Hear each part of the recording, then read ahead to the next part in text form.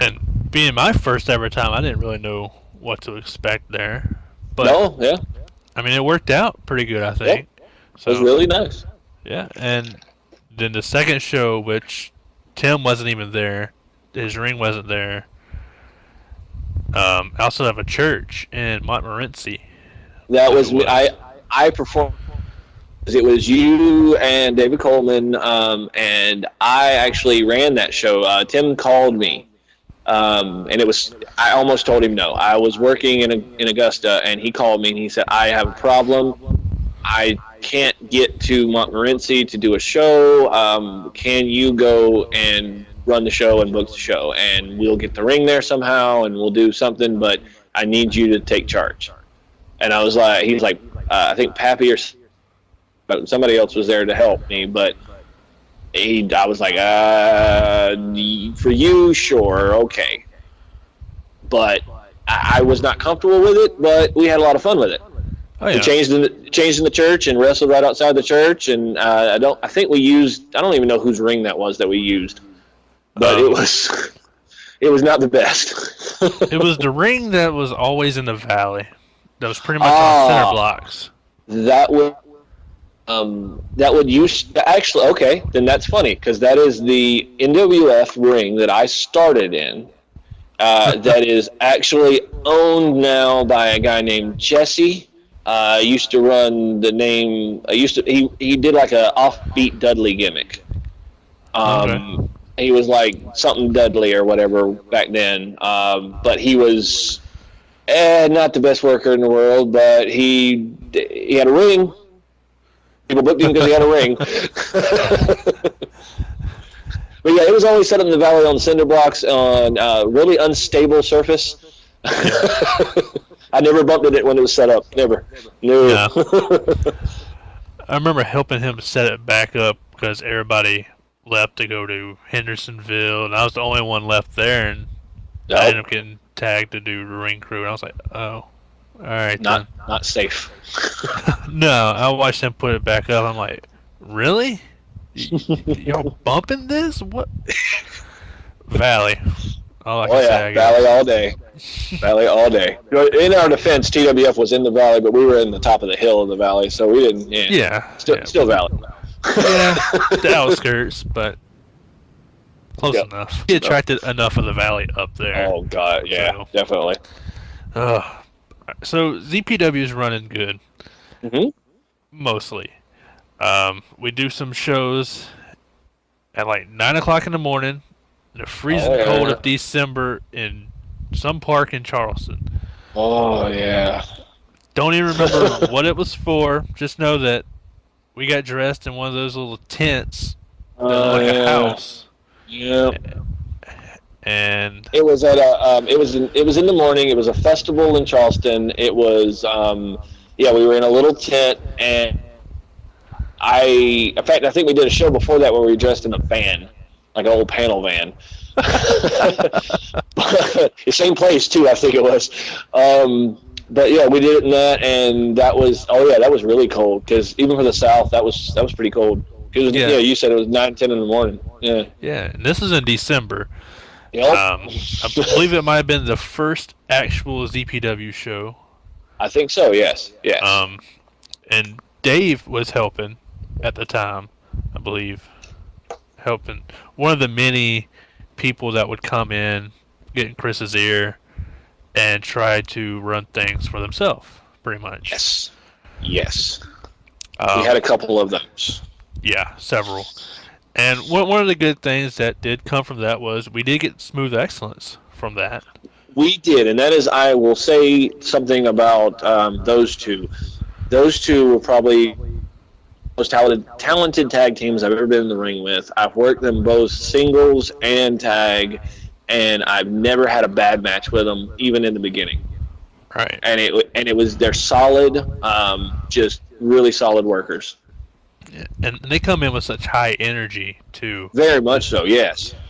And they were putting on some great matches with Kyle and Brett at the time as Very well. much so. Yep. So, that was happening.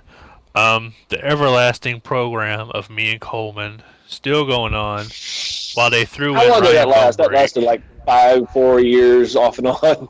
Yeah, pretty much, because it started at RWE in 2008, and we still pretty much kept going through Livewire in Mm-hmm. 2012. So Mm-hmm. yeah, Yep. wow.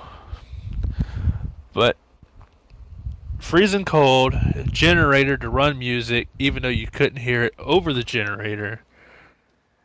And there was this one guy. I don't know if you remember him. His name is Howard.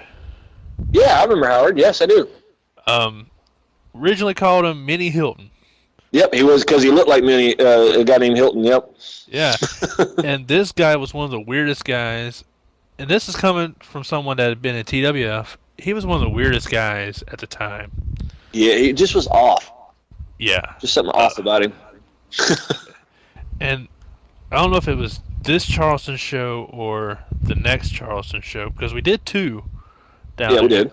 And we did a birthday party type thing at some small arcade in Walterboro.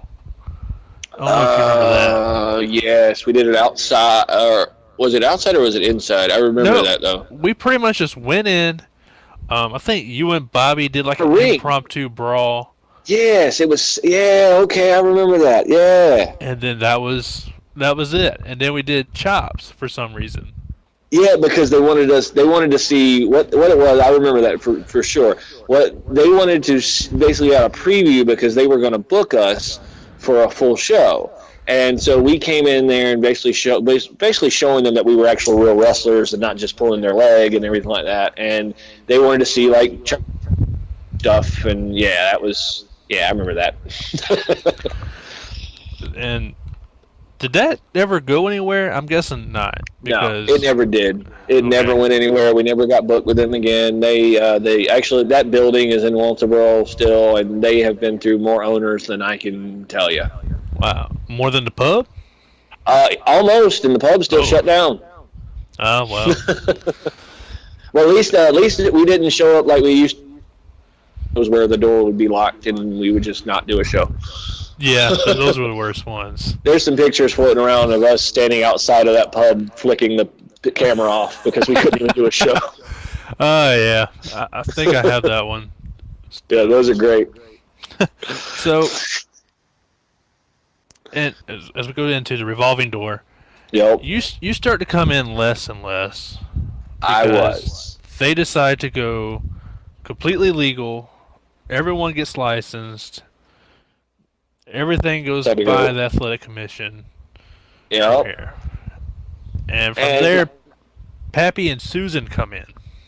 Yes, Pappy Lucero and Susan Green came in to help because they were Susan Green, who is a WWF superstar from way back in the day. I've worked with her a couple times. She's probably one of the most respected names in the business that has whipped my ass, and I have tried to whip her ass and failed, but just taught me a lot, old school. In fact, she's helping me right now with my new look and new things going on right now, and she just one of the most underrated wrestlers that should be in the Hall of Fame.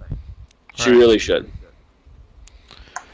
But Pappy and her together, probably not the best tag team sometimes because of different agendas. Right. And one of the concerns that were raised during the time, he was not in the best of health. No, he was not. No. And Pappy went through a lot of scares with cancer, back and forth. Yeah. And probably could not pass a standard physical at this time. No, could not. But was still main event wrestling over all the young guys somehow at this time. And Susan was there as a representative of the board, wrestling against Pappy in these matches, tag matches or whatever, but they were both in the ring. How does that work? Well, I really don't know. I know that a lot of the stuff during there was kind of under the table with the commission. Susan was brought in as she was known by the commission, and she was kind of brought in as a buffer, from what I've heard, so that the commission would kind of jump off our backs a little bit, because they knew if she was involved that we should have been doing everything on the up and up. I don't know for sure if they were, and I say they because, like you said, at that time I was kind of fizzling in and out because personal things going on, and I not make it. Back then, it was like ridiculously stupid expensive to get your license and everything together for South Carolina, and I didn't do that many shows for it to be worth it. So I stepped away from helping with creative. I stepped away from helping with booking, and I was just like, you know what? I'll come when I can, but it became me just not coming at all. Right. And they did a lot of shady stuff. Yeah. But I don't know. I've heard some stories. I came back and did one show, and I wrestled Bobby Cook. And that was when we had moved to Varnville, I believe. It was one of the first early shows in that place, in Varnville, South Carolina. Okay. And we had moved there. I came back and did one show. I think it was the same show I believe you wrestled Coleman in, and Spotter or Sniper. That match. I just remember being there for that one, and that was the only show I was there in that building, so I know it had to be there. But I wrestled him, and that was my last CPW show for a long time. Yeah, I mean, that would be my last CPW show because they thought I was trying to work them for some unknown reason. Don't know why. It's one of those things where I feel like they were too involved with on-screen wrestling to not realize two people are hurt. Yes. But no one cared.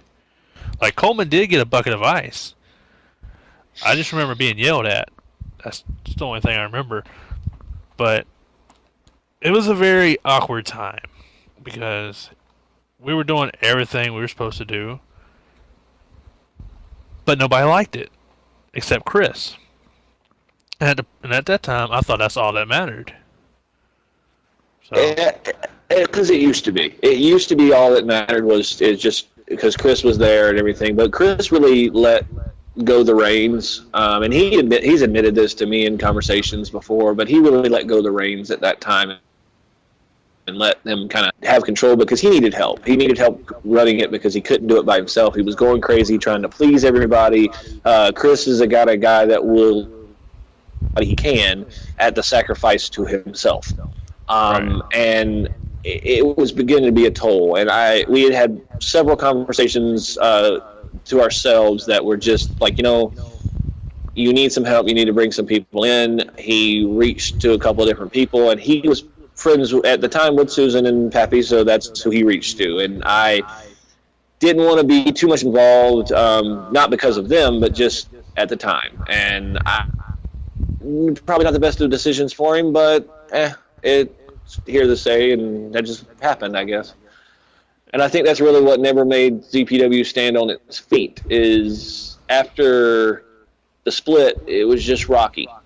We'd go for a little while and go back and forth for a little while, and it just never had its foundation like RWE or TWF or nothing. Right, and, with the commission, running an actual show gets very costly with them. Very expensive. A promoter is $100. You have to do a $100 fee per show. They had changed it. Now, between 2006 to 2010 or 11, they have changed the rules and regulations several times. Right. Making it more expensive, making it cheap, but it's never been cheap to run a show. It has always been very expensive. And that was the problem, is they were putting a lot of money into the show, but it wasn't enough to pay wrestlers, it wasn't enough to pay, because we weren't getting the crowds in these small areas that you would get, say, in a Charleston or a Columbia or whatever. It was not enough to pay the bills at the end of the day. Right. And I think they did lower, the lowest I saw during that time period may have been $50 for an event permit. I think. It was the lowest I ever saw an event permit, and the lowest I ever saw a wrestling license was 10. Yes. And then it skyrocketed up to 75.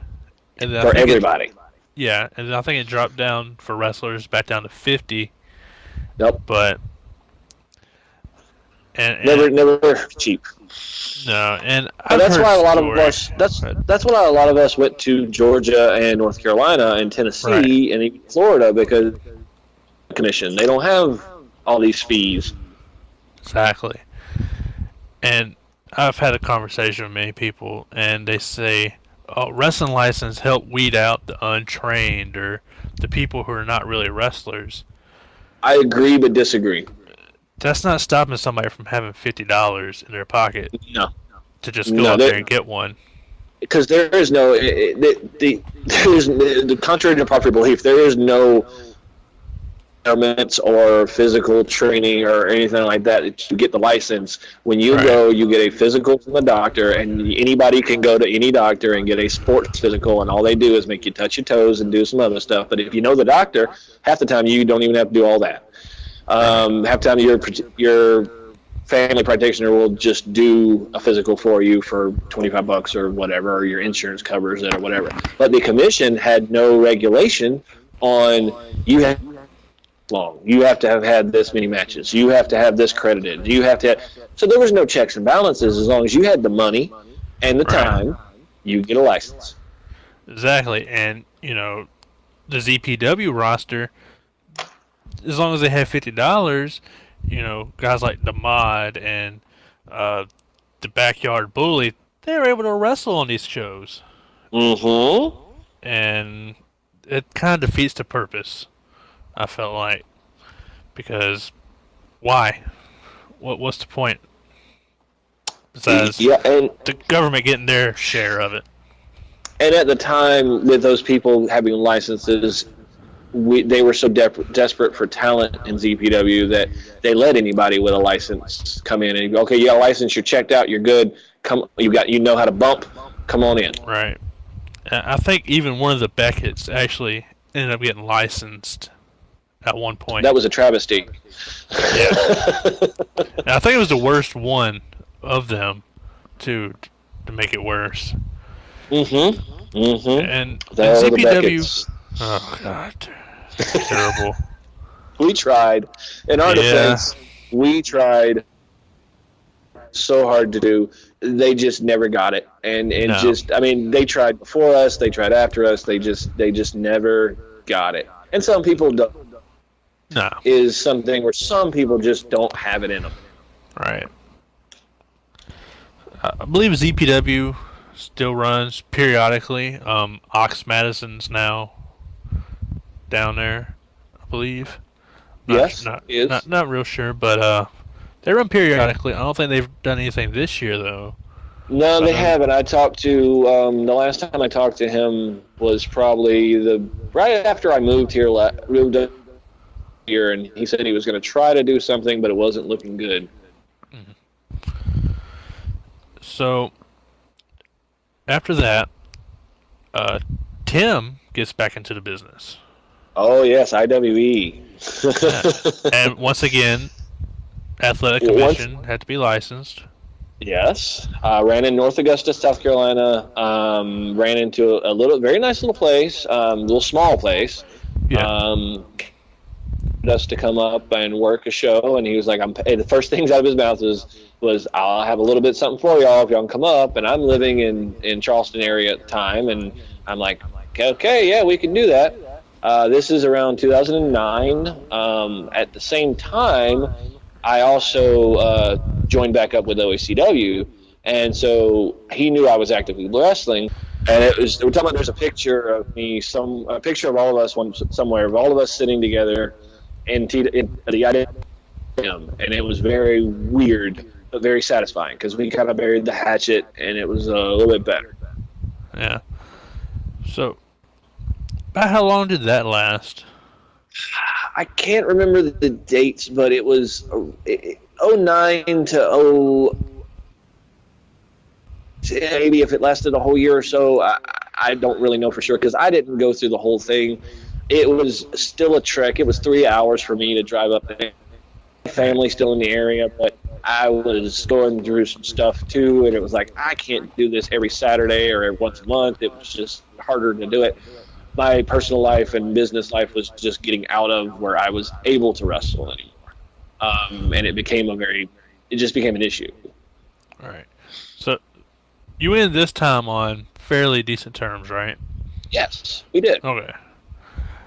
And soon after that, there's a lull, pretty much, at least in the CSRA. Mm-hmm. Flatline folded. IWE short-lived, but folded. TWF's gone. Yep. WFJ's gone. AWA's trying to do something, but it's failing miserably.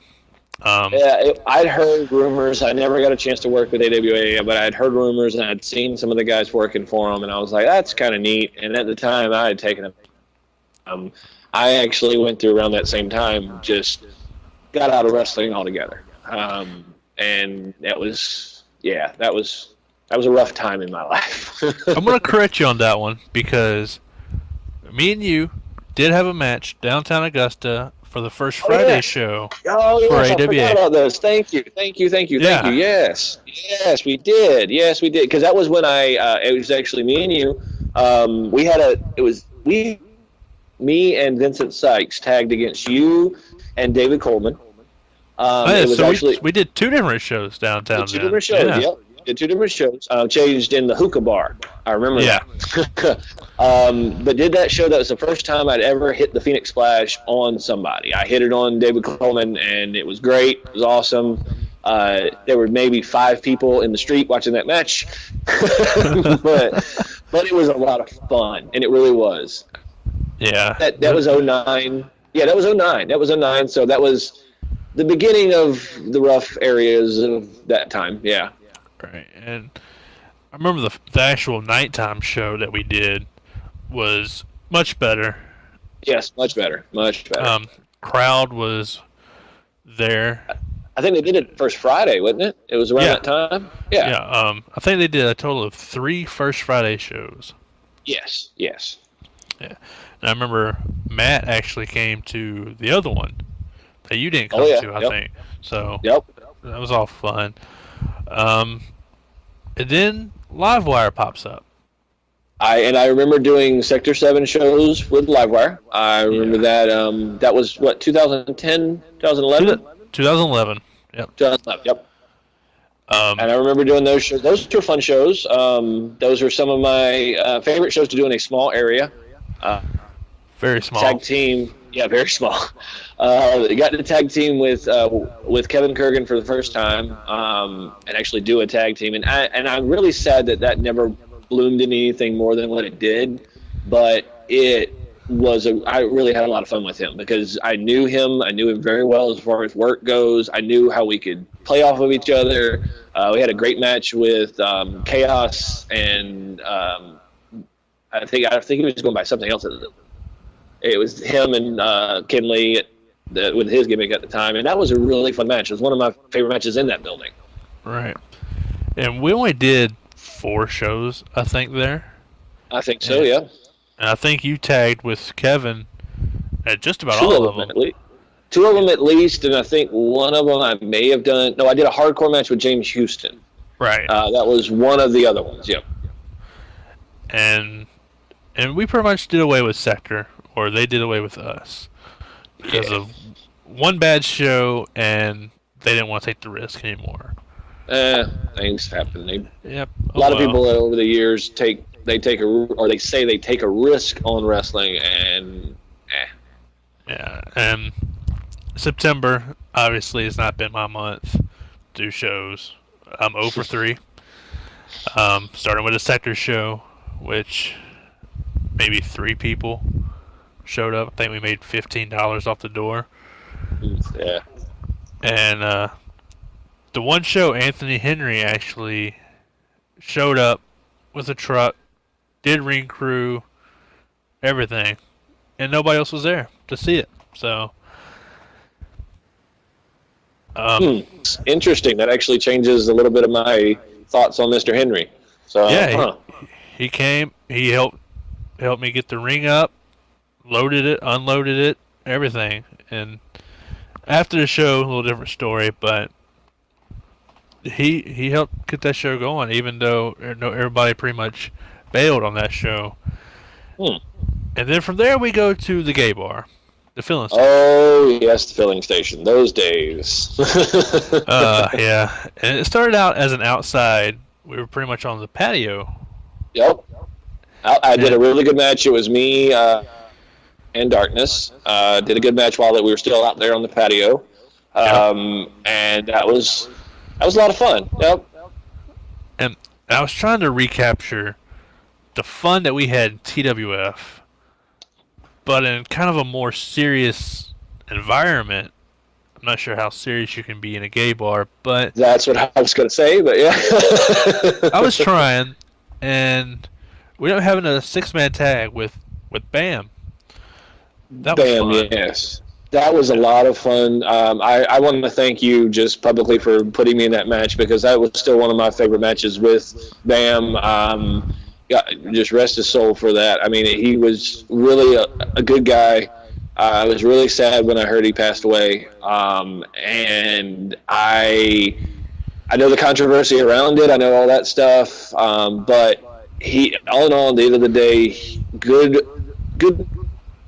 And that was, a lot of fun in that match. It did. You were right. It really was the feeling of old TWF where everybody was having fun, trying to entertain. And yeah, it was hard to be serious in a gay bar, but we had a lot of fun with it, and we did. Right. And it was, I enjoyed those days. I really did. Right. And the first few shows there were probably some of my favorites because they were fun. And they were even outside, even giving that TWF feel. So it was great, I thought. Yep. And then you leave from there. I believe this is where you were still in Charleston.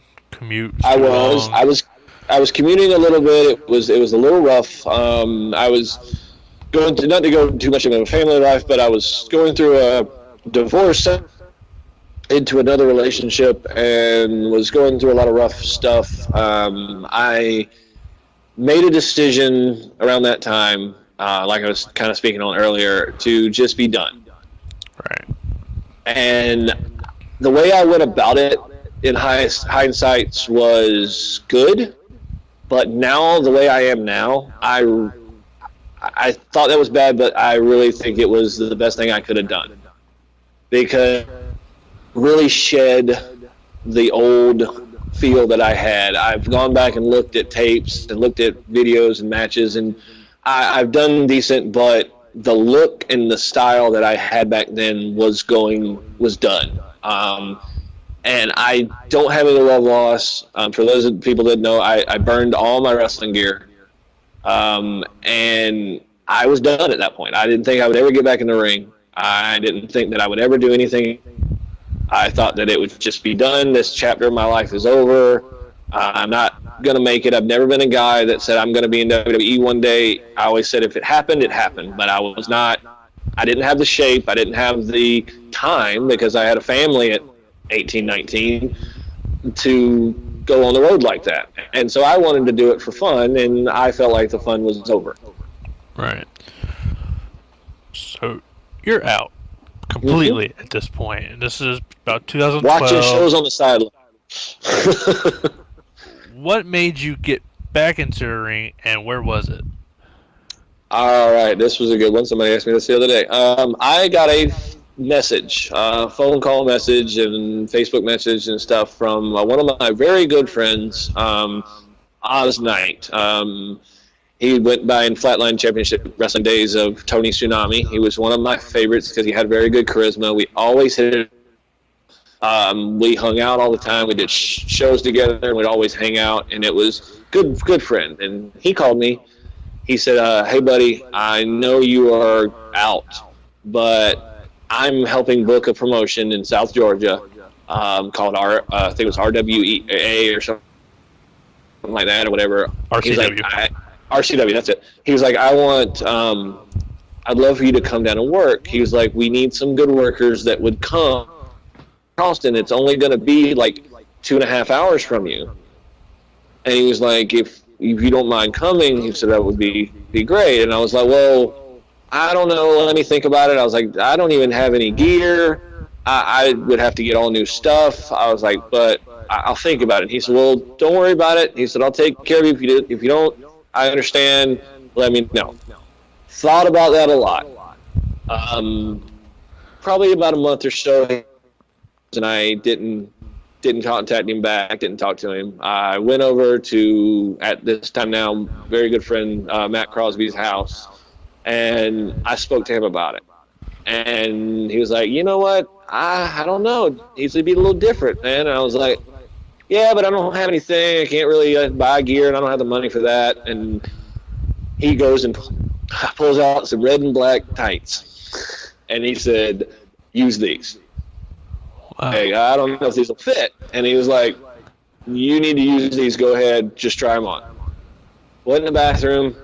Perfect fit.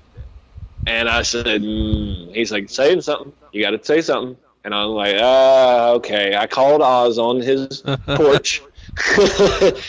And I said, so show in Georgia. And he was like, yeah. And he said, I want you to come out and do a couple matches and see what you like and see how it goes. I went. Actually ended up getting up with a couple other people in the CSRA. Got with, I don't remember who all was with me, but I want to say at least one of the people was Thomas Dustin Knight. I believe he was with us that show. It was me and him and like a couple other people, I think, that went up there. And that was the first show we did.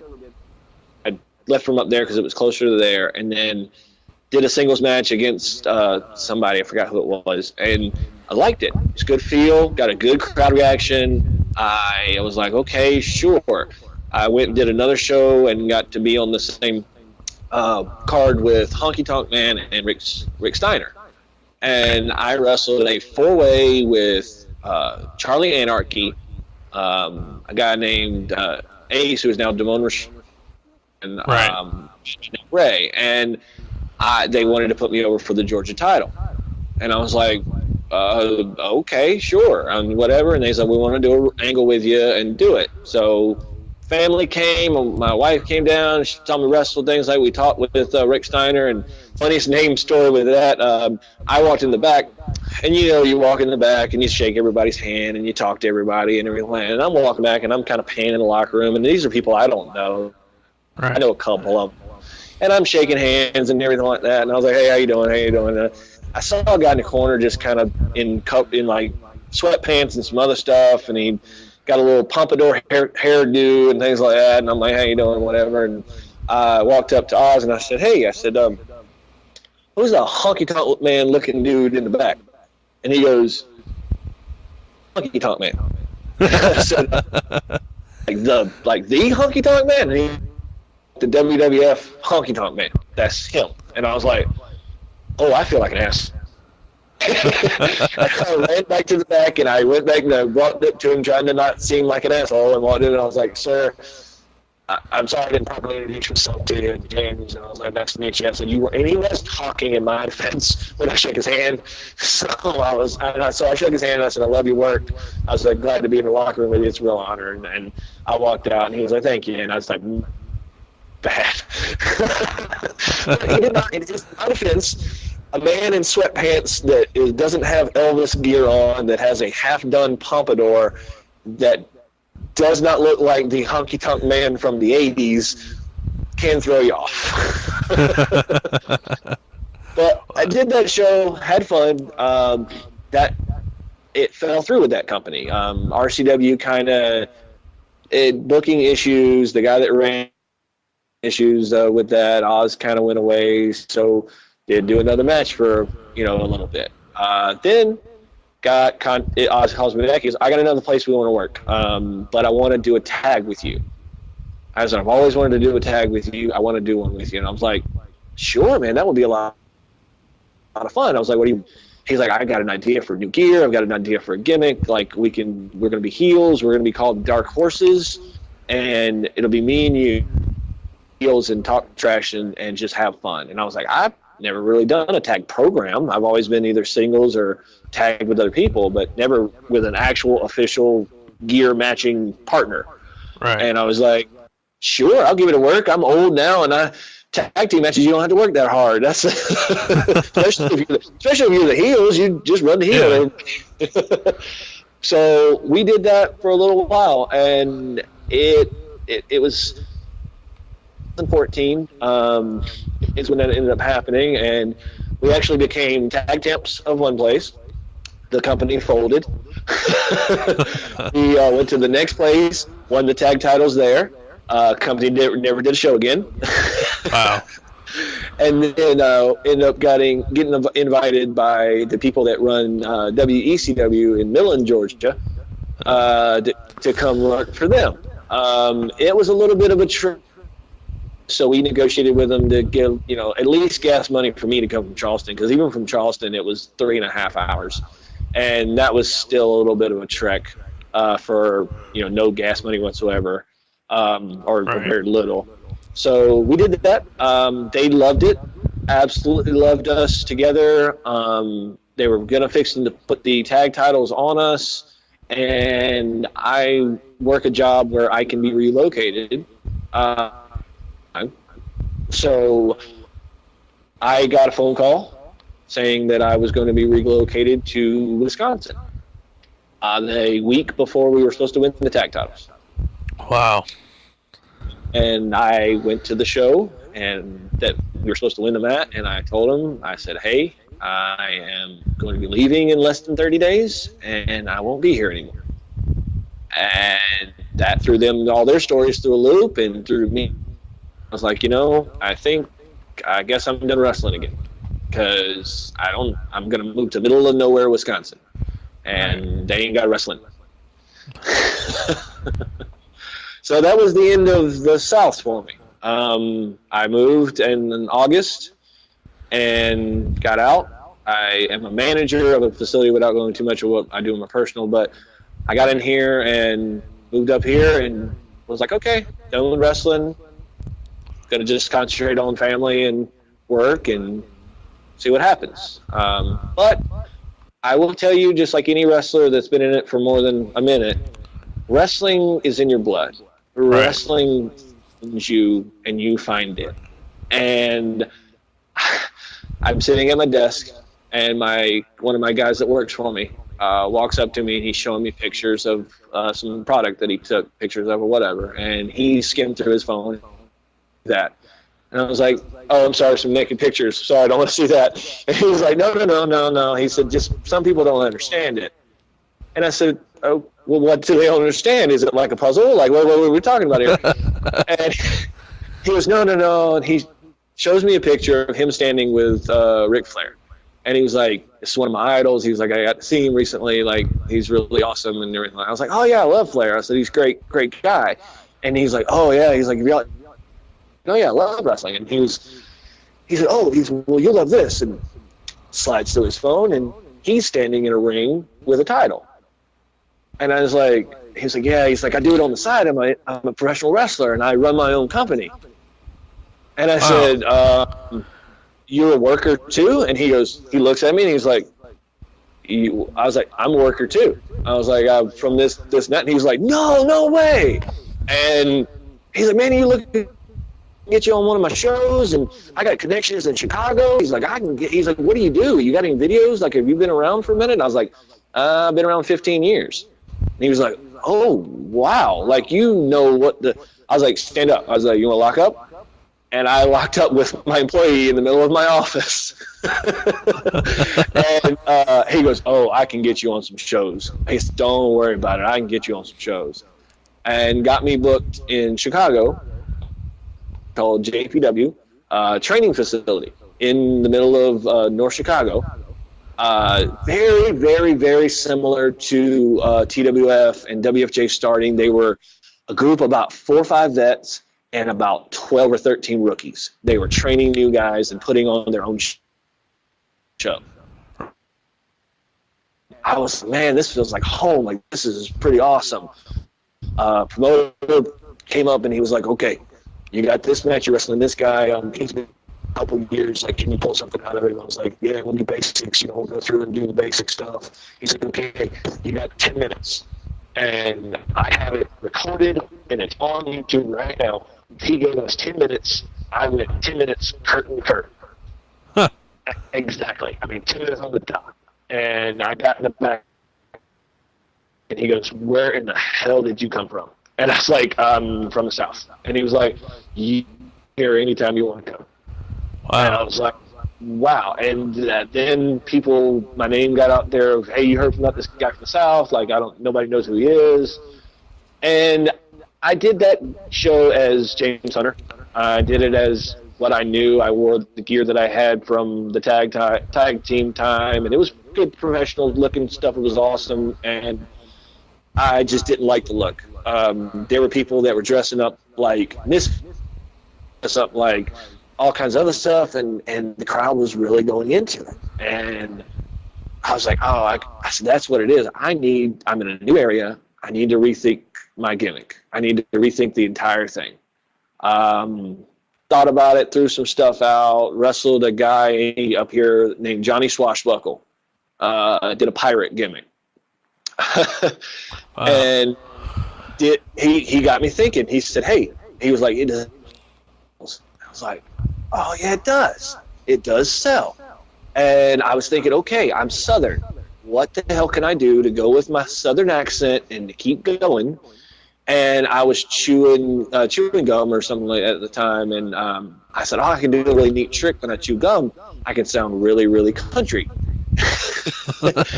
And so I put a little thing of gum in my mouth, and I just started talking like a country boy, and just oh, man, you should be a cowboy. And I was like, what do you mean a cowboy? They're like, Stan Henson cowboy. Like, come out there with a cowboy hat and freaking rodeo it up. And that's what I've been doing ever since. Wow. And it sells. It's crazy. And like I said, I work more shows now. I've been working every weekend for the past 12, 13 weeks. Wow. I've been in the UP, Upper Peninsula, Michigan. I've been in Minnesota. I've been in all over Wisconsin. I've been in Illinois now. And it's been a lot of fun, and it's a whole new lease on wrestling. It really feels a whole lot different, but in a sense, it gave me a restart that I don't think I never got a proper chance to do, because it's really hard to reinvent yourself when you have a reputation good, because they always compare you to that. And here they don't know me from nobody, and it's been kind of nice with that. Wow. And I've always heard, it's like a refresher when you work a different territory. But here you just straight up move to the different territory and working, making the rounds up there. So, wow, really weird. Never thought back in TWF days that I would be in the middle of the Midwest working shows. I never thought that. I had people that went up to Wisconsin, or up to Illinois and to Chicago and things like that, and I was like, nah, I'm not going that far. But it's cool. I got bookings coming up in South Dakota and Montana and stuff, and that's going to be interesting. Wow. So do they still do any form of wrestling at the Sturgis rally? My employee that works here actually did a show for Sturgis back in the day. He's shown me tapes and videos and stuff like that. He's trying to get us back on there. I know a wrestler and a promoter by the name of Animal Sam that has his own promotion out there, and it's Badlands Championship Wrestling, and he's talked about getting us booked out there and doing things like that. Nice guy. But I think Sturgis, especially since the Full Throttle Saloon burned down, I think that they're having some issues. But that's where it was. That's where the pictures I saw from him doing Sturgis was. It was at the Full Throttle Saloon, and there were thousands of people there. It would be awesome to do that show. Right. Do you have a favorite show? Like, not just a favorite promotion, just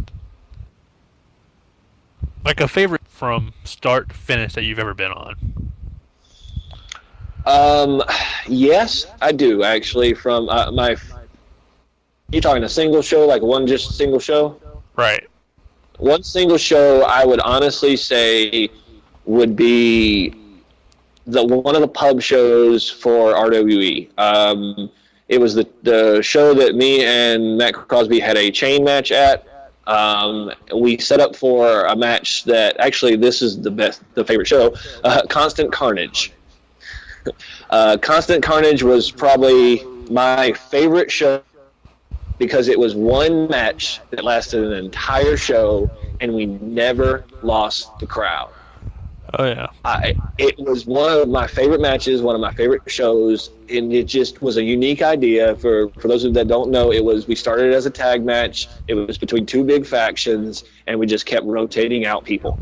And it was so good. It lasted like 2 hours and something like that, but it was so good, and they were so entertained that and we never did it again. And I'm glad we never did it again because it was one of those things that I don't think it would have been as good, or it would have taken away from the first one if we would have never done it again.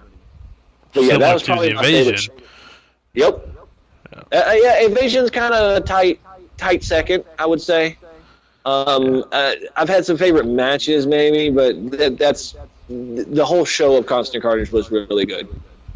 I think I was in that match for all of 30 seconds. So. Some people were. Yeah. Do you have a least favorite show? I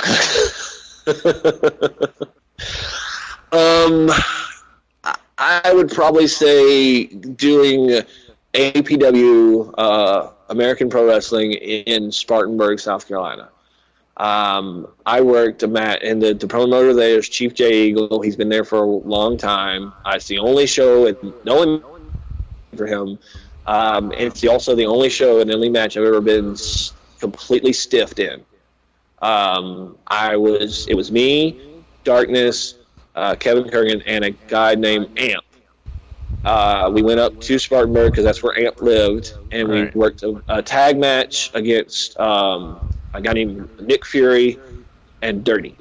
Nick Fury was told, I later found out by the promoter, that we knew this was early on, I don't forgot, 06, early, mid 2000s or whatever. Because we were new, they were told to stiff the shit out of us. I took 2 clotheslines to the nose, like just straight to the nose. I tagged in Amp. Amp saw that they were stiffing us. It turned into an all-out brawl in the middle of the ring. It ended with me and Dirty in the ring, and we actually finished the match up. Amp was pissed. He jumped at Jay Eagle. I jumped in him because I was like, I've never been stiff before in my life, and I was taught better than this. And Fury wouldn't even say anything to anybody.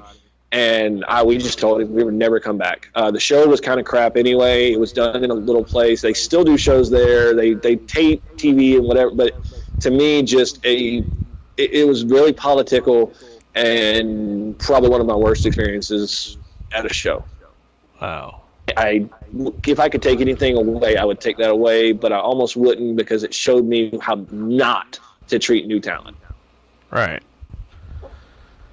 All right. We're gonna play some name association here. Okay. This will be fun. Doesn't have to be the first word, just the first thought, story, whatever. Okay. We'll start with Jeremy Cruz. Jeremy Cruz. That's what I was introduced to him as. Not a bad person. Never had a big problem with him.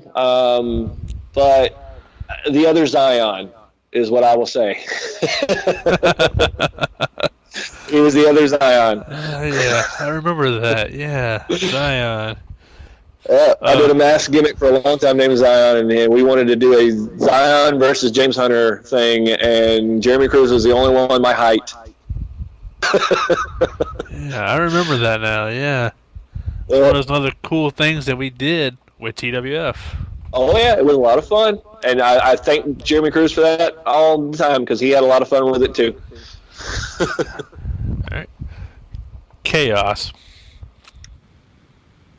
Chaos, my closest friends. One of the single guys that still talks to me from that era, and still one of my close each other when we're in the area. But good, solid worker.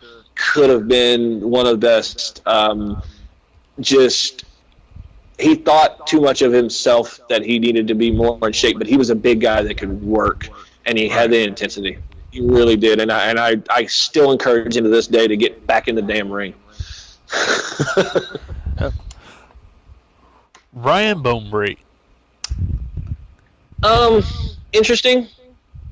Problems with Ryan Bonebreak. I know he was a matter of controversy and a lot of interesting situations, but honestly never had a bad beef. Disturbed fan. Me and him always got along for that, but that was pretty much it.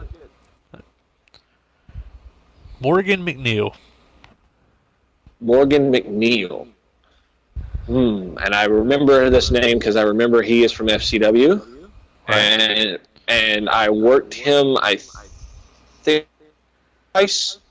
Not a bad guy, weird person, I guess. Just, I don't know, just different. I worked him in I chopped the crap out of him one time, but that's about what it says.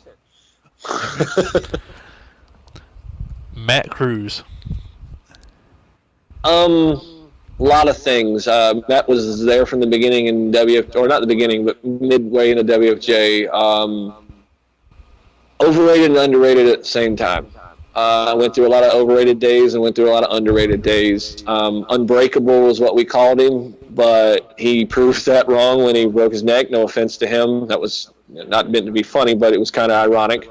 But I don't know. Back in the day, good person. I don't know him now. All right. Outlaw. Intensity, love of hardcore, and love of just giving people a show. And really didn't have a lot of talent at first, but he had a lot of heart. A whole lot of heart. That really went a long way. Ben Bryant. Oh, Ben Bryant. Ben Bryant is the reason why we even came to WWE, RWE in the first place. He is the reason why we even went there. I messaged him on MySpace because I saw that he was a wrestler in the Walterboro area. I said there cannot be more than one wrestler that came out of Walterboro. So I messaged him. He invited me and Darkness down for a show. They called us the which we laughed about at that time. But yeah, if it wasn't for Ben Bryant, we would not have been in RWE. So I kind of owe him that milestone. Okay, did not know that, but hey. Yep, that's the reason why we ever went. Wow. David Coleman. Smurf, and I call him Smurf because that's what everybody called him, and I know to this day that's what his nickname that he doesn't like. But David Coleman, I've never had an issue with him personally. I've had some matches with him before in the past. He turned out to be a really good worker. I saw that. I didn't get the chance to be in the ring by the time he was very polished and good. Was not given some opportunities, in my opinion, that maybe he should have been. And then also was given some opportunities, in my opinion, that didn't pan out so well. So, but I'm glad to see what happened in very business now because it looked like he was on the right track. Right. 6. Well, this is where the shoot comes in, boys. Never had a lot of problem with him at first. Developed a problem with him later on. We had a lot of matches, good matches together early on. Developed into a personal problem. Just heard a lot of back stuff behind my back. Became one of those guys. Did a lot of stuff behind me that I later found out about. And yeah, don't care to ever have anything to do with him again. All right. Last but not least, Josh Magnum. John, or as I was introduced to him as the psychotic cowboy. Um, I started with Josh Magnum. I have people. It doesn't. He took it to the initiative. I wrestled longer than Josh Magnum. I helped him train in the original days, and very disappointing at the end. He let a lot of his demons stop him from making it. He could have made it, and I think his demons got in the way. Yeah. All right. Do you have any final words that you would like to get out there, or anything? Not really. I really think I'd have to say I thank a lot of the people in the business that got me to where I am. There's a lot of big major players, but if it wasn't for my family, if it wasn't for people like Sergeant Solitude, Dynamite Dave, Tim Blackman, I have to, as much as all this stuff I have to say, I have to give Tim Blackman credit for really showing and giving me the opportunity and do stuff. And just, I don't regret any of it. I met a lot of good people. I got the honor to be in the ring with a lot of good vets, a lot of good people. I got to hang out with some people that I probably would have never hung out with before. I went drinking with Hector Guerrero one time, and probably still my best memory of a name ever. Wow. And he in the middle of Dynamite Dave's living room, and that was pretty awesome. But yeah, I love it. I'm glad that I got the second chance. I hope my body can keep up with it, and I hope that I end up entertaining better and doing better up here than I ever did in the South. All right. Any social media? Yeah, you can find me out on James Hunter on Facebook. I have a page there. I usually post where I go. Right now, I got a show coming up on July 4th in Hartford, Wisconsin, for a wrestling company called Main Event Pro Wrestling. Good group of people there. And then I've got one in the UP again in July 16th for UPW Wrestling. And good show up there. So if you're ever in the Midwest, anybody around and want to come see, put on a good cheap show, and it's pretty awesome. And eat every now and then, and it's a lot of fun. A lot of fun. All right. Well, thanks for being on the show this week. Thank you for having me. Got to talk about a lot of stuff here today. This has been the RainStorm with Ryan Rain, special guest James Hunter. Thank you, sir.